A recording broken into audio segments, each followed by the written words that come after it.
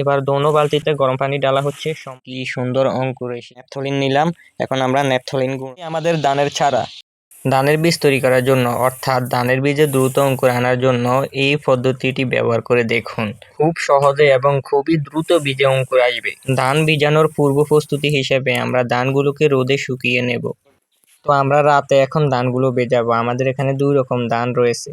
এটা হলো ইস্পাহানি 9। আমরা প্রথমে একে একে ধানগুলোকে ভালোভাবে ধুয়ে নেব, কারণ বীজ সংরক্ষণ করার জন্য এই ধানে বিভিন্ন প্রকার কেমিক্যাল ব্যবহার করা হয়। যেন ধান থেকে কেমিক্যালটা চলে যায়, সেই জন্য ধান ভালো করে ধুয়ে নেব। তারপর পানি ছেঁকে একটা ডালা বা পাত্রে ধানগুলো তুলে নেব।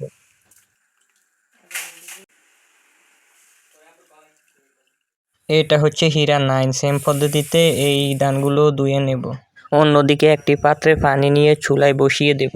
পানি গরম হতে হতে আমরা হীরা 9 ভালোভাবে ধুয়ে নেব। তারপর এই ধানগুলোকেও ছেঁকে নেব, ছেঁকে পানি ঝরিয়ে নেব।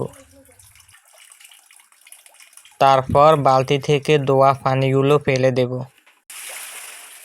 এবার ইস্পাহানি 9 ধানগুলো একটি বালতিতে ঢেলে নেব।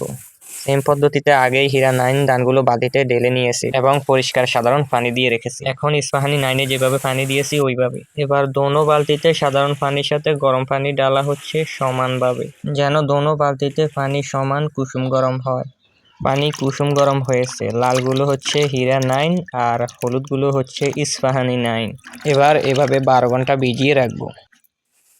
এখন পরের দিন সকালে আমরা বালতি থেকে ধানগুলো ছেঁকে জাগ দেব। তারপর একটি ওড়া বা টুকরিতে খেরকুটা নিয়ে উপরে একটি পুরনো লুঙ্গি বা কাপড় নিয়ে ধানগুলো তার উপরে ঢেলে দেব। এরপর ভালোভাবে কাপড়টি মুড়িয়ে ফেঁসিয়ে নেব। ভালো করে ফেঁসিয়ে টাইট করে নেব। তারপর নিচে কদম পাতা দিয়ে উল্টো করে দেব, যেন ফেঁসানো মুখটি খুলে না যায়। জাগ দেওয়ার পরের দিন সকালে ধান শুকিয়ে গেছে দেখলে পানি ছিটিয়ে দিতে হবে। এখন আমরা উপরে কদম পাতা দিয়ে দিলাম। ভালো করে কদম পাতা দিয়ে উপরে খেরকুটা দিয়ে ভালো করে চাপ দিয়ে দেব। একটু বেশি করে দেব যেন ধান ভিতরে গরম পায়। তারপর ইট দিয়ে উপরে চাপা দিয়ে দেব এবং সাথে একটি কাঠও দিলাম। এখন এইভাবে রেখে দেব। সেম পদ্ধতিতে ইস্পাহানি 9 ধানগুলিও একটি লুঙ্গি বা কাপড়ে নিয়ে ভালোভাবে মুড়ে ফেঁসিয়ে নেব এবং ফেঁসিয়ে সেম পদ্ধতিতে কদম পাতা দিয়ে ধানের পুটলিটি উল্টে দেব এবং সেম পদ্ধতিতে কদম পাতা খেরকুটো দিয়ে ধানগুলোকে ডেকে রাখবো। কালকের পরের দিনই দেখবেন ধানগুলো ফেলার জন্য প্রস্তুত। এই যে দেখেন আমাদের ধানগুলো কেমন হয়েছে। এটা হীরা 9। আজ আমরা ধানগুলো বীজতলায় ফেলবো। আর এটা হচ্ছে আমাদের সেই ইস্পাহানি 9 ধানগুলো। দেখুন কি সুন্দর অঙ্কুর এসেছে। এই দেখুন আমাদের বীজতলা তৈরি। আমরা আজকে এখানে আমাদের ধানগুলো 2 ভাগে ফেলবো। আর ওই যে দেখুন অন্যরাও ওইদিকে বীজতলা তৈরি করছে। আমরা হীরা 9 ধানগুলি বীজতলার অর্ধেকে পাতলা করে ফেলবো, যেহেতু হীরা 9 বেশি ঘন ফেলবো না। আর ইস্পাহানি 9 কেমন জানি না, তবে যেহেতু 9 সেহেতু আমরা সেম পদ্ধতিতে ইস্পাহানি 9 ধানগুলোও ফেলবো। তো ধান ফেলার ফাঁকে আমরা আরেকটি কাজ করব। আমরা ন্যাপথলিন গুঁড়ো করব। এই যে ন্যাপথলিন নিলাম।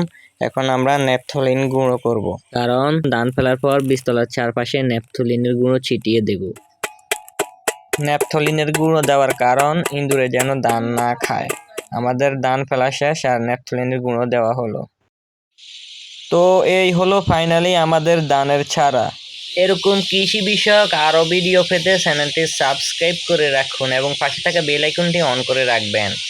আর ওই যে তখন দেখালাম অন্যরাও বীজতলা তৈরি করছিল, ওই যে তাদের বীজতলা।